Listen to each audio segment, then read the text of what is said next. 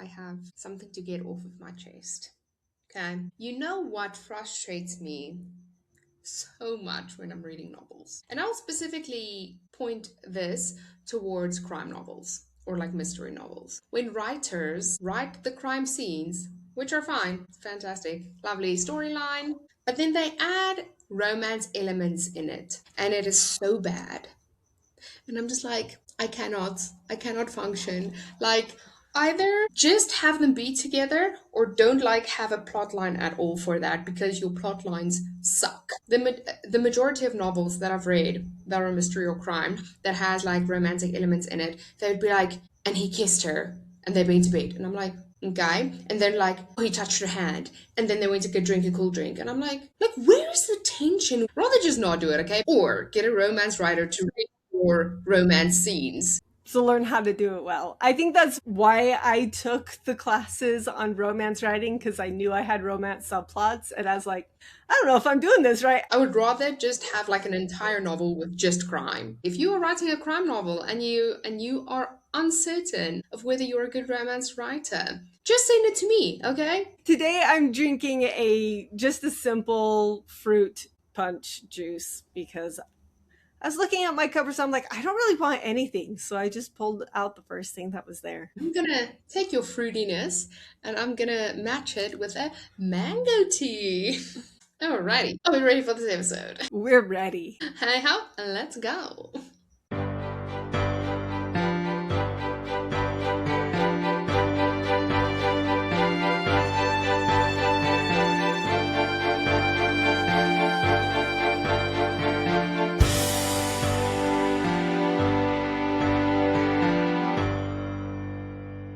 Hello and welcome to Tea and Tales. We are so happy to have you here with us. I'm Madeleine Ainau. And I'm Sarah Sampson. We especially want to thank Leah M. and JD Mayall for joining us each week. This week, we are talking about children's book illustrations.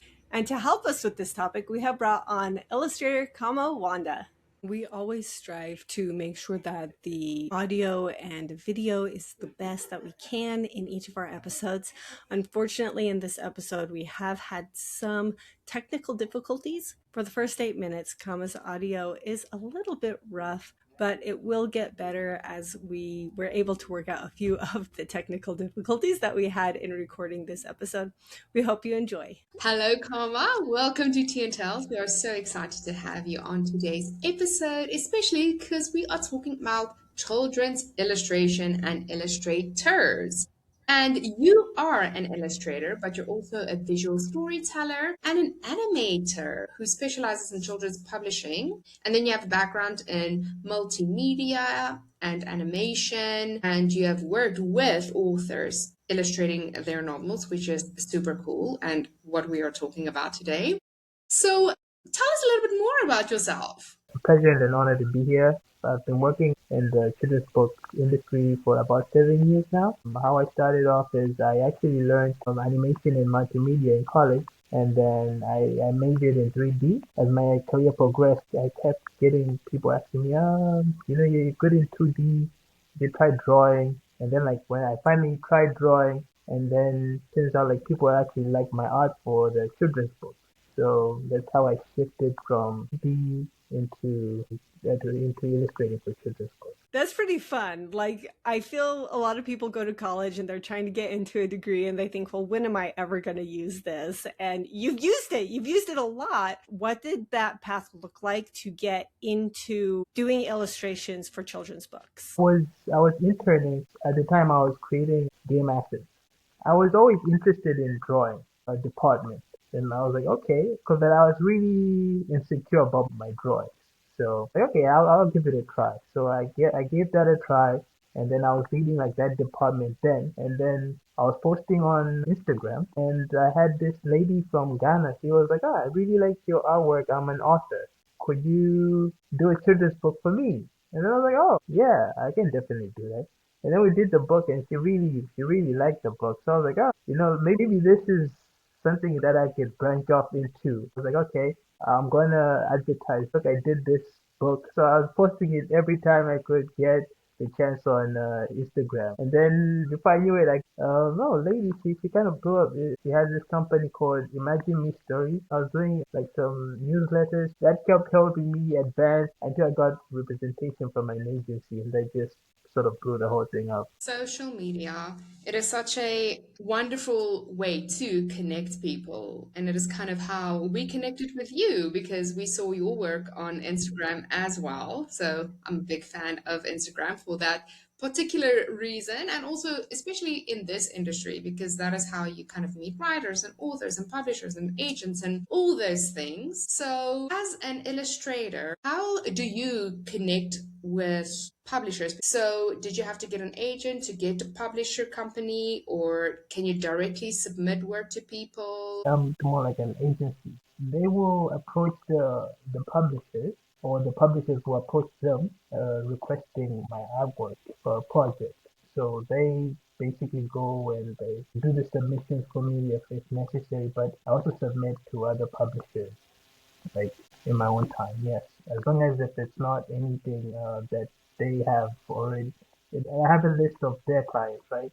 So it's not to impose on them. Yeah. So but I still submit. I don't do it as much because I take advantage of the fact that I am signed to an agency. But yeah, I still have to go out and submit. Okay. And I know that people can go to places like Readsy to find illustrators and some other places we've talked about before. When you are with an agent, are you able to take people who find you on Instagram and just message you privately, or does everything go through your agent? No, I get a lot of my personal work outside the agency from places like Twine, and Ridgey, and then you have Instagram. If a client or a potential client approaches me, those are mine. I don't have to consult with the agency unless I want to. So if I do want to, I can let them in or I can take it by myself. So they're basically like a law firm. If there's something about the contract that I don't really get right, or I feel like okay, this is a very big project,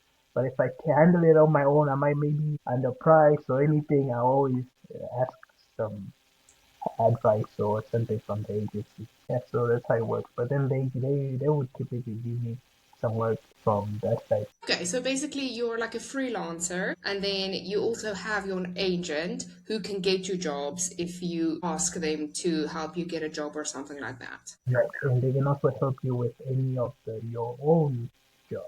Okay, cool, cool. So then how do contracts work? Because if you have an agency versus when you do something privately, how do those contracts work? So when I'm doing it for the agency, I'm more like a subcontractor. So they're the contractor. The main contract is with them, the agency. And then I'm basically just handling the illustration. So they'll send me something, then I'll sign it.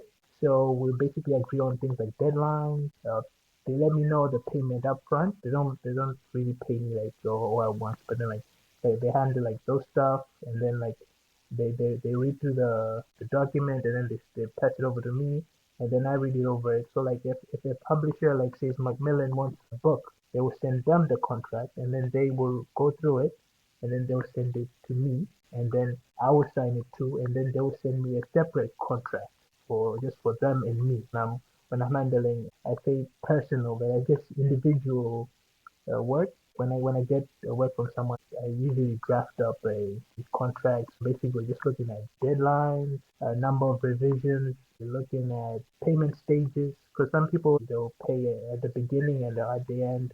I see this in a lot of independent authors. They'll typically ask page by page. So like, can I pay you per page? So yeah, so it just depends on who you're dealing with. But I think for the contracts, it's think deadlines, payment structure, revisions. But I think those three. And do you put on to your review profiles and things like that for individual contracts? Can you put things like, I worked on this book published by this publisher to beef up your portfolio? Or do you have to kind of keep some of that stuff more quiet? I don't make it shy. Like I've worked with some big names in the industry, so it really helps, because it also builds your credibility. Because people want to know that you're dependable. That if they come to you for something, you're gonna finish it. Yeah, I definitely put that up. Like these big publishers, will have like a book. You illustrate a book, and then they'll say, okay, we're gonna release it in 3 years. So you can't really talk about it until then. In that sense, you have to keep it underground. But if it's published, then now you can. I tell everyone, yeah. So it's fun. Speaking of credibility and your portfolio, how important would you say as an illustrator is it for you to have a strong portfolio and a strong social media? And when you do have it, how does it play into you actually getting jobs? If you have a strong portfolio that people can look at, and then they see, okay, like you did this for for this publisher or this for this publisher, they can easily look at your style. Social media, it is very important because in my case, especially, most of the work I get from Instagram. Like if you're posting most of your work there, and especially like your published stuff, even just the personal ones that you do for practice or whatever, it kind of shows people your style.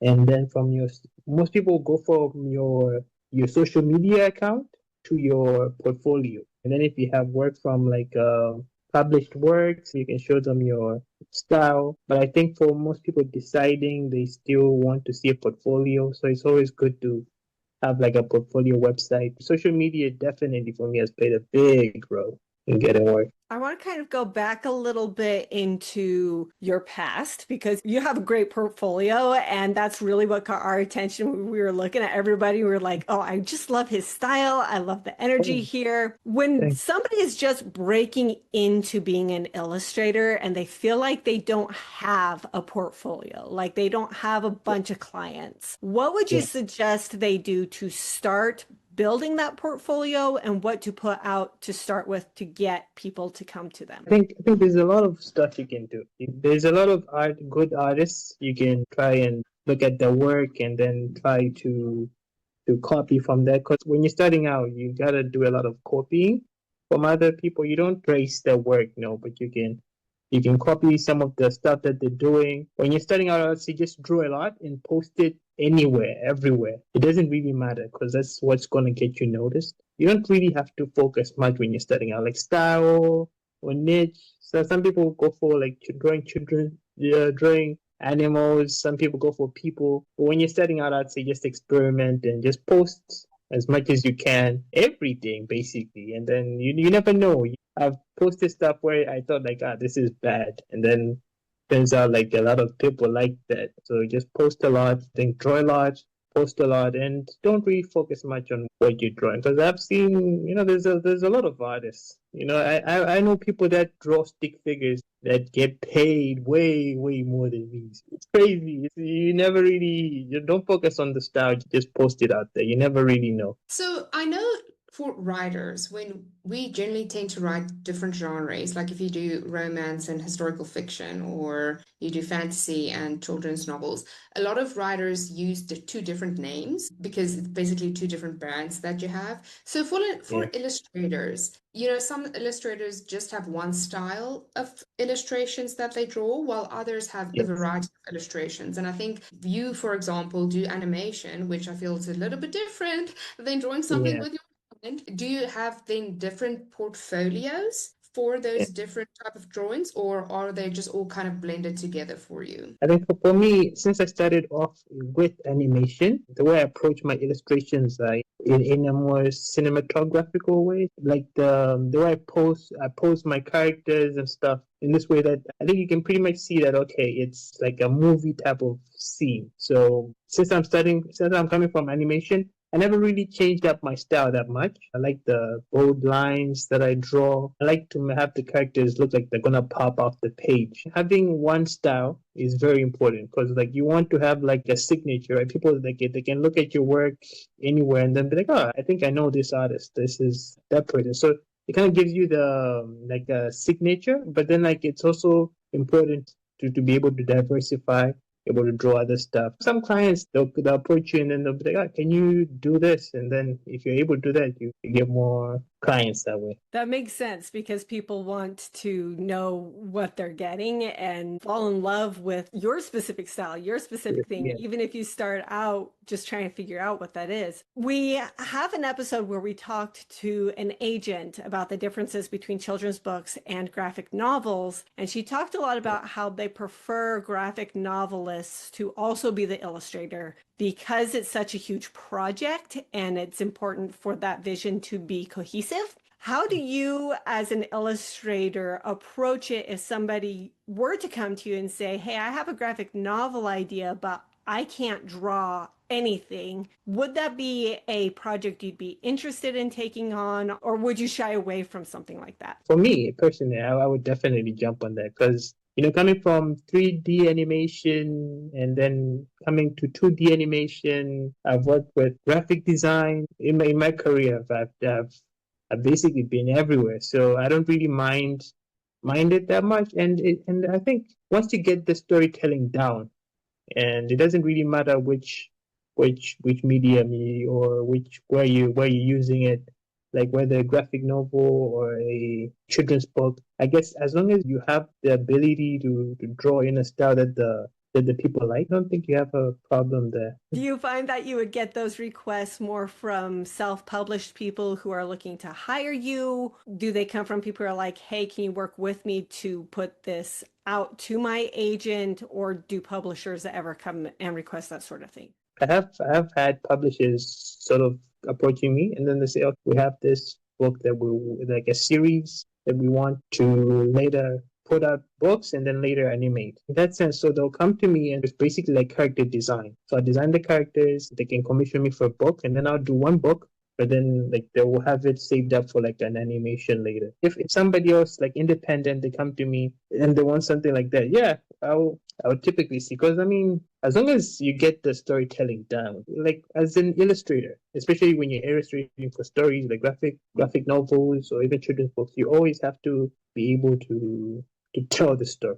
So it's not just a brief that you're reading on, and someone can say, okay, I want this scene to be like this, and then you can sort of give them another, like, okay, like what if it's like this cause of this and this? You want to maybe like maintain the attention or whatever. So as long as you're able to tell the story, I think whatever you're doing, you'll be good. I think that is such a big word for us because it's very true. I think especially for authors and illustrators, because illustrators drawings that they do are their babies. Writers, the writing that they do are their babies. So Yeah. to blend those babies together, it's hard work, which really makes me Yeah. wonder, you specifically, like Yeah. how does your process work when someone approaches you and they're like, okay, Okay. what would like for you to be an illustrator for my novel? Like, how do you approach it? Do you read the novel first and then you're like, yay or nay, I don't want to do it? And then if you decide to do a project, how Yeah. do you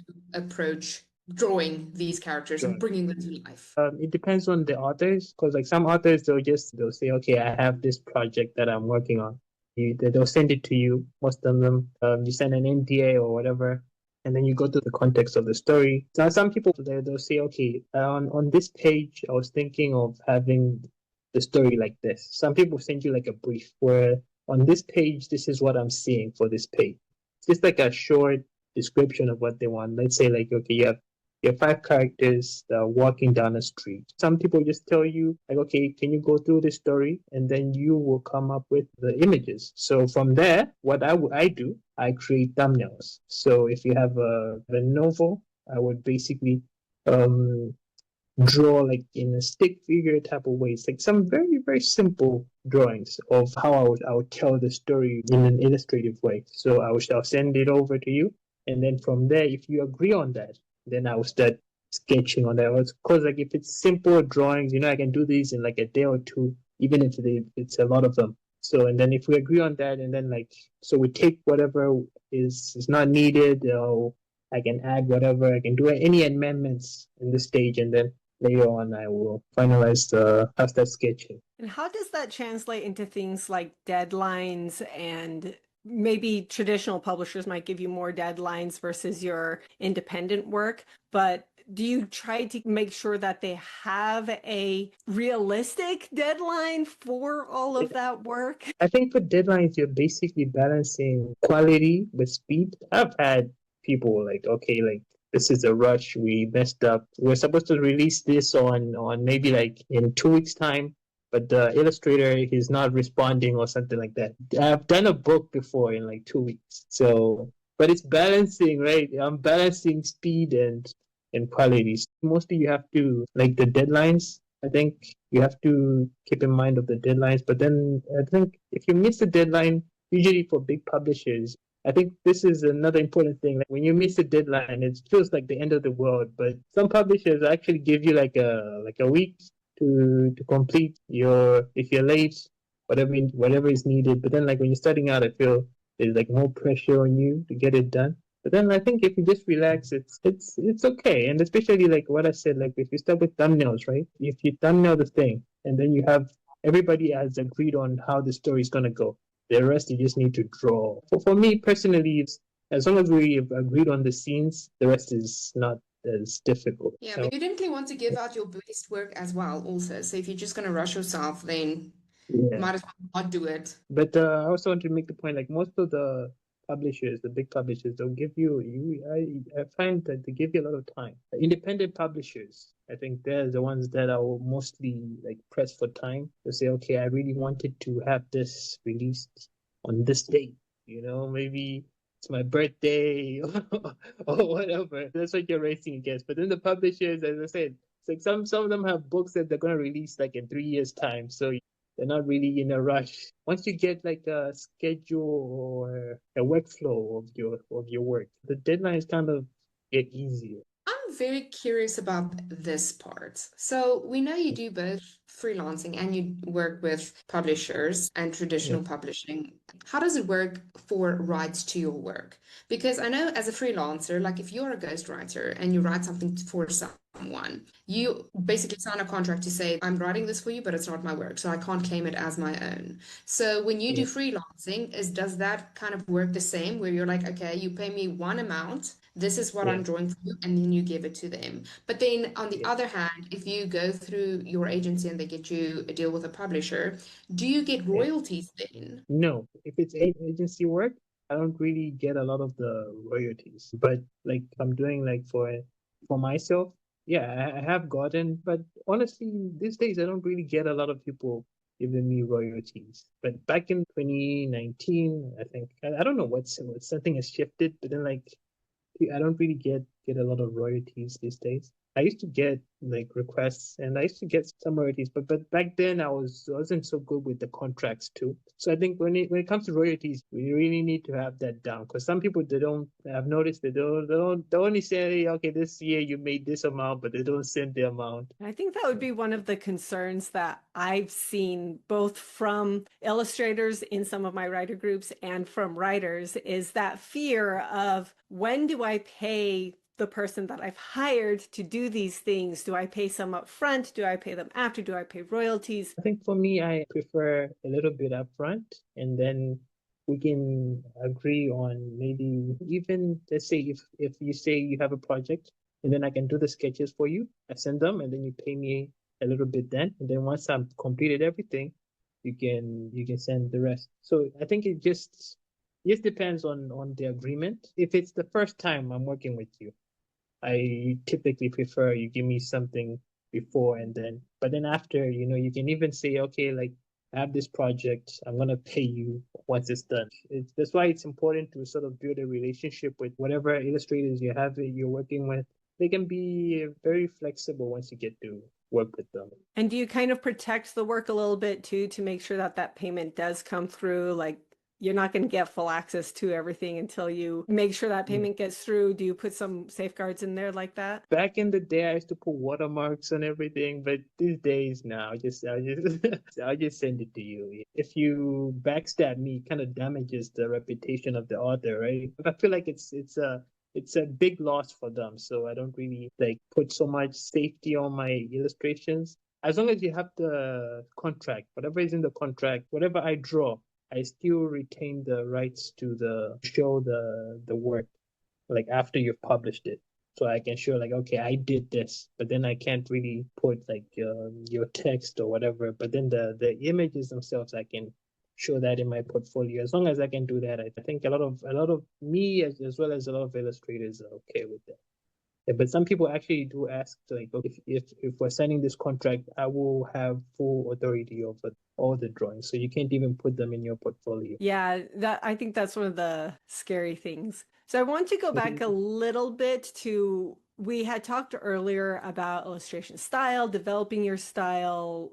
How do you Yeah. do all of that? My question is, do you see any trends right now in the illustration industry that people need to be aware of? Themes, representation, styles, or anything else that illustrators coming in right now need to be aware that maybe I should be really good at this right now? I think representation right now is what's important to most people, in a sense that they want you to tell the story in an honest way. If you don't have experience of that thing, people kind of sort of put off by it, in a sense. Like, what I mean is, let's say if you have somebody who likes to skydive and then they illustrate, people, you typically go for them if they have a skydiving book or whatever, because they know that thing, right? Like, if you have somebody who draws a lot of cats and they have, like 10 cats at home, and then like you don't have any cats, so even if you know how you're able to draw better than them, they will still go for them because I think they can relate more to the story. Then, so whatever you like, I would say whatever you like, lean in on it. You write most of what you experience, right? So I guess it's so similar. Very But true. yeah. It's very true. So, is there any advice that you would give to emerging illustrators who is trying to build a sustainable career out of being illustrators? Yeah, I would say, I think this is something nobody ever really told me, is that talent matters, but only to get you into the door. After you get in, it's more of discipline, consistency, and communication. I think this is very, very important, just as important as it is to be talented. Because if you can be really talented, but if the pressure is getting on you in projects, this can be bad. So don't be afraid. Somebody might be very talented, able to draw very well, but maybe if they're lacking discipline, communication, consistency, most people won't really go for them. So that's why, like, you have some people that would draw like in a very simple way, but they're very consistent in that style. Don't be afraid. Draw whatever you want, and yeah, just have fun with it. I think patience too is a major thing. Patience. That is amazing advice. I think for any creative person, you have to be good at your craft, but you also have to Yeah, have all of this good work ethic behind it. Thank you so yeah. much, Kama, for coming and joining us today. We have thoroughly enjoyed this conversation, and I, for one, have Okay. learned a lot. Thank you. I've definitely enjoyed being here too. I mean, it's such a pleasure, I can't even express how glad I am to be here. No, we Thank are you. excited to see what more you are going to do. And Uh, also, I just want to say to our listeners, like I, for example, when I grew up in South Africa, I yeah, never knew or I never thought in my mind that South Africans could be writers because I'm like, that always kind of looks like an overseas thing. That looks like an American yeah, thing, or a like yeah, UK thing or something like that. So I was like, we don't have writers in South Africa. Here we are sitting, and it just goes to show you, it yeah, doesn't matter where you are. If you are yeah, in Malawi, if you are in South Africa, if you are in Ethiopia, like you can be yeah, anywhere in the world. You could be in any house, in any economical situation that you are in. If you want to pursue this industry and if you want to pursue being an illustrator and write and yeah, share stories with people, you can 100% do it. And as Kama said, through discipline and through yeah. dedication, more you can do it. My name literally means dedication. Love Makes that. everything even better. Yeah. And if you would like to find more on Kama and his work, you can go to his agency at beehiveillustration.com/illustrators/Khama Lwanda/illustrator, or you can find him on Instagram at Kama the Artist, or LinkedIn at Khama Lwanda. We will put all of those links in the show notes for you to find him. Thank you. We like to keep things short here on Tea and Tales. Get your fingers back on the keyboard and your pens back on paper. And if you like what we are doing here, if you love the topics that we are discussing and the guests that we have on, go follow us on Instagram, Threads, and Facebook at Tea and Tales Podcast, and on Twitter/X and TikTok at Podcast Tea Tales. Then go to that purple icon on your device and go to Spotify and go like and share so that you can help us with the algorithm to help us go up at some moment. Then join us next week when we are talking about writing for children with author Tiberius Whalen. And also get onto our website or go onto our social medias, get onto our mailing list so you can get into our drawing for a blurb reviewed by Jessie Cuniff. Happy writing! Bye!